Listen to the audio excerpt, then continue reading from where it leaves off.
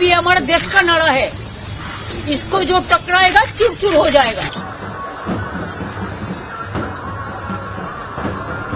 First handed over to him a list of almost 40 dead because of the SIR process. The Election Commission of India have blood on their hands. Number 2, he raised 5 questions.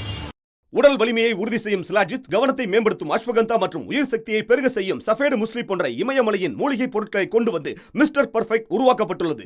ஒவ்வொரு முறை உட்கொள்ளும் போதும் உடல் சக்தி, வலிமை மற்றும் மன வலிமை உறுதி செய்யப்படுகிறது. மா நேச்சுரல்ஸ் மூலம் மகிழ்ச்சியான தலைமுறைகள் உருவாகிறது. இப்போது மிஸ்டர் பர்ஃபெக்ட்டுடன் உங்கள் தலைமுறையும் வலிமையாகட்டும். எங்கள் வெப்சைட்டில் இருந்து உடனே ஆர்டர் செய்யுங்கள். வாட்ஸ்அப் எண்ணிலும் தொடர்பு கொள்ளலாம். வணக்கம். The Election Commission has blood in their hand. தேர்தல் ஆணையத்தின் கைகள் இரத்தக்கரையாக இருக்கிறது. 40க்கும் மேற்பட்ட பிஎல்ஓக்களை கொன்ற, மக்களை கொன்ற இந்த எஸ்ஐஆர் தேவையா என்கிற இந்த கேள்வியை டிஎம்சி எடுத்து வைத்திருக்கிறது. திரிணாமுல் காங்கிரஸ் டிஎம்சியை சார்ந்த எம்பிக்கள் இன்னைக்கு டெல்லியில் இருக்கக்கூடிய தேர்தல் ஆணையத்தின் அலுவலகத்தில் போயிருக்கிறார்கள். அங்கே இருக்கக்கூடிய தேர்தல் ஆணையர்களை சந்தித்து ஏராளமான கேள்விகளை கேட்டிருக்கிறார்கள். ஆனால் எந்த கேள்விக்குமே பதில் கிடைக்கவில்லை. டிஎம்சியின் ஸ்போக் பர்சனான டெரெக் ஓப்ராயின் இந்த ஸ்டேட்மெண்ட்டை கொடுத்திருக்கிறார். தேர்தல் ஆணையத்துடைய கைகள் இரத்தக்கரையாக இருக்கிறது. 40க்கும் மேற்பட்ட அப்பாவி மக்களை கொன்ற இந்த அமைப்பு எந்த விதமான பதிலும் கொடுக்க மறுத்து வருகிறது. என் கையில் இருக்கக்கூடிய இந்த காகிதத்தை பாருங்கள். எலெக்ஷன் கமிஷன் ஆஃப் இந்தியா டெல்லியிலிருந்து, டெல்லி நிர்வாச்சன் சதன்ல இருந்து இந்த கடிதம் வெளியே போயிருக்கிறது. To the commissioner of police, Calcutta, West Bengal. Law and order சிச்சுவேஷனை, செக்யூரிட்டி அண்ட் சேஃப்டியை ஆஃப் த ஆஃபீஸர்ஸ் அதை சரிபார்ப்பதற்காக. ஏன் இந்த கடிதத்தை நீங்கள் பீகாருக்கு அனுப்பவில்லை? ஏன்னா அங்கே பயம் கிடையாது, இங்கே பயப்படுகிறீர்கள். காரணம், நீங்கள் செய்த தவறுகள். இந்த வீடியோவில் கூட்டிச் செல்வதற்கு முன்பு ஒரு சிறிய கோரிக்கை. எங்களுடைய சேனலை மிக பெரிய அளவில் முடக்கக்கூடிய வேலையை பார்த்து வருகிறார்கள். கடந்த 30-35 நாட்களாக இதிலிருந்து மீட்டெடுப்பதற்காக உங்களுடைய உதவி தேவைப்படுகிறது. நீங்கள் செய்ய வேண்டிய சாதாரணமான விஷயம்தான். இந்த வீடியோவை பார்த்து கொண்டிருக்கும் போதே ஹாய், ஹலோ, வணக்கம் அல்ல உங்களுடைய கேள்விகளை, கருத்துக்களை கீழே கமெண்ட் பாக்ஸில் எழுதி விடுங்கள். இதை தாண்டி மறக்காமல் லைக், ஷேர், சப்ஸ்கிரைப் பட்டனை தட்டி விடுங்கள். இதை செய்தாலே போதும் இந்த வீடியோவை ஏராளமான நபர்களிடம் எடுத்து செல்லலாம். இதை தாண்டி இந்த வீடியோவை டவுன்லோட் செய்யுங்கள். உங்களுடைய ஃபேஸ்புக், இன்ஸ்டாகிராம், வாட்ஸ்அப் பக்கங்களில் ஷேர் செய்யுங்கள். எங்கள் தரப்பிலிருந்து எந்த விதமான ஸ்ட்ரைக்கும் வராது. எங்களுடைய சேனலை ஆதரவு தெரிவிக்கக்கூடிய நபர்கள் அருகே இருக்கக்கூடிய QR கோடை ஸ்கேன் செய்து அதையும் நீங்கள் செய்யலாம்.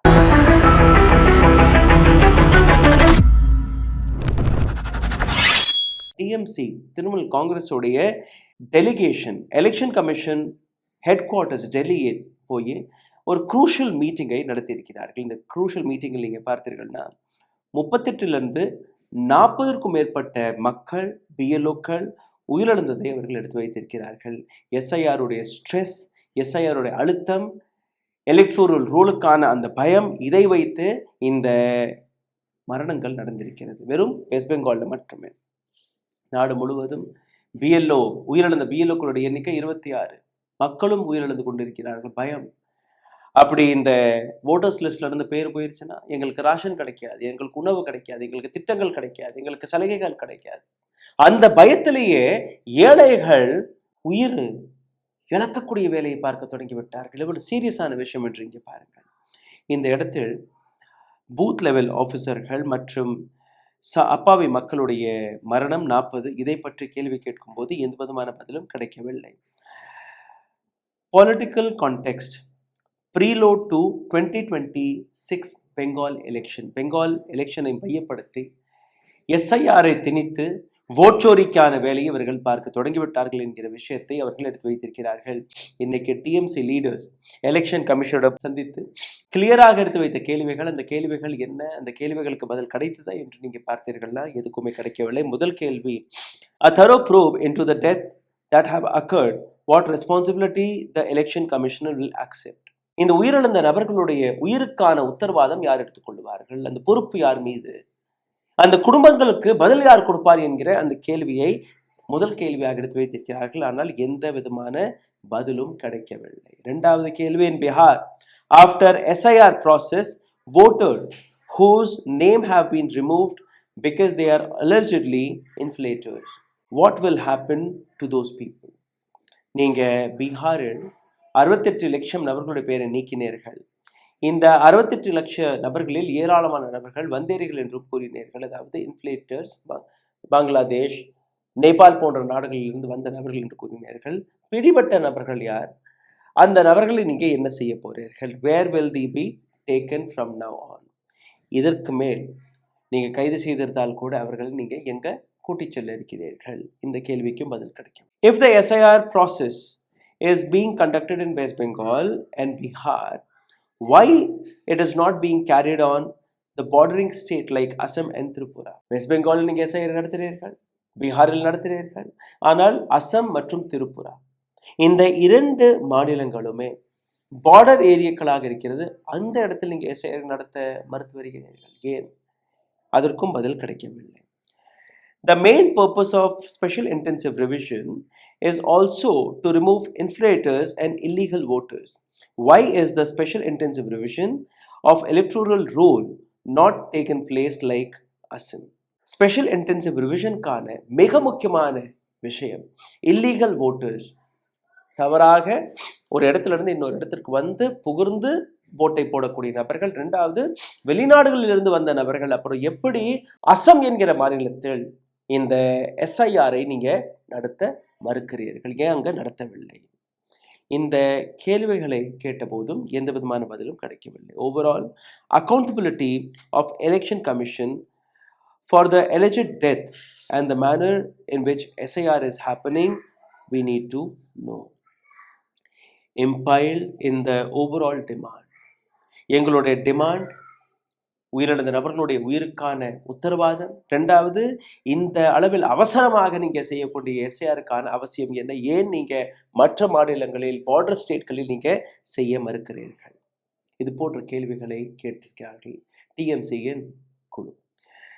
வெஸ்ட் பெங்காலின் சீஃப் மினிஸ்டர் SIR-ஐ எதிர்த்து ரோட் ஷோக்களை நடத்தி வருகிறார். நேரடியாக பிஜேபியை தாக்கி வருகிறார். இப்போ நீங்கள் பார்க்கும்போது இந்த டிசம்பர் 1ஆம் தேதி பார்லிமெண்டில் ஒரு இம்பீச்மெண்ட் மோஷனை கொண்டு வர இருக்கிறார்கள். ஞானேஷ்குமாரை நீக்குவதற்காக பார்லிமெண்ட் வழியாக கொண்டு வரக்கூடிய இந்த மோஷனுக்கு சப்போர்ட் கொடுக்கக்கூடிய வேலையும் TMC பார்த்திருக்கிறது. இந்த ஒட்டுமொத்த விவகாரத்தில் நீங்கள் பார்த்தீர்கள்னா ஞானேஷ்குமாரின் டீம் ஒட்டுமொத்தமாக எக்ஸ்போஸ் ஆகிவிட்டது. இந்த அளவில் நரேந்திர மோடி பிஜேபி குஜராத் லாபிக்காக தேர்தல் ஆணையம் வேலை பார்க்கிறது என்று தெரிந்த பின்பு கூட, ஓட் சோரிக்கான அலிகேஷன்ஸ்கள் வெளிவந்த பின்பு கூட, பீகாரில் 68 லட்சம் வாக்காளர்களுடைய பேரை நீக்கி 20 ஆண்டுகளாக ஒரு ஆன்டி கமென்ஸ் இருக்கக்கூடிய ஒரு இடம் 93% ஸ்ட்ரைக் ரேட்டை காட்டினார்கள். எந்த விதமான பதிலையும் தேர்தல் ஆணையம் கொடுக்கவில்லை. ராகுல் காந்தி கேட்ட கேள்விகள், CCTV ஃபுட்டேஜை காட்டுங்கள், ஃபார்ம் 17 கொடுங்கள், யாரை நீக்கினீர்களோ யாரை சேர்த்தீர்களோ, யோகேந்திர யாதவ் போன்ற நபர்கள், பிரசாந்த் பூஷன் போன்ற நபர்கள் சுப்ரீம் கோர்ட்டில் போய் கேட்டு வருகிறார்கள், வாதாடி வருகிறார்கள். அந்த பெயர்களுடைய பட்டியலை டிஜிட்டலி ரீடபிள் ஃபார்மேட்டில் நீங்கள் கொடுக்கணும்னு கேட்ட பின்பு கூட இதுவரை தேர்தல் ஆணையம் கொடுக்காததற்கான காரணம் என்ன? சிந்தித்து பாருங்கள். இந்த வீடியோ உங்களுக்கு பிடித்திருந்தால் இதை பகிருங்கள். இந்த சேனலை சப்போர்ட் செய்ய நினைக்கக்கூடிய நபர்கள் லைக், ஷேர், சப்ஸ்கிரைப் வழியாக இந்த வீடியோவை ஏராளமான நபர்களிடம் கொண்டு போய் சேருங்கள். அருகில் இருக்கக்கூடிய QR கோடை ஸ்கேன் செய்து உங்களால் முடிந்த உதவியை எங்களுக்கு அனுப்பலாம். நன்றி, வணக்கம். ஊடகம் கார்ப்பரேட் அரசியல்வாதிகளின் கைப்பாவையாக அடிமைகளாக இருந்தது போதும், இனி சாட்டை எடுத்து சுழற்றும் நேரம் வந்துவிட்டது. ஊடகம் பொதுமக்களாகிய உங்களுக்காக, உங்களாலேயே இயக்கப்பட வேண்டும். ஊடக சுதந்திரத்திற்காக உங்களின் பங்களிப்பை இன்றே அளித்திடுங்கள்.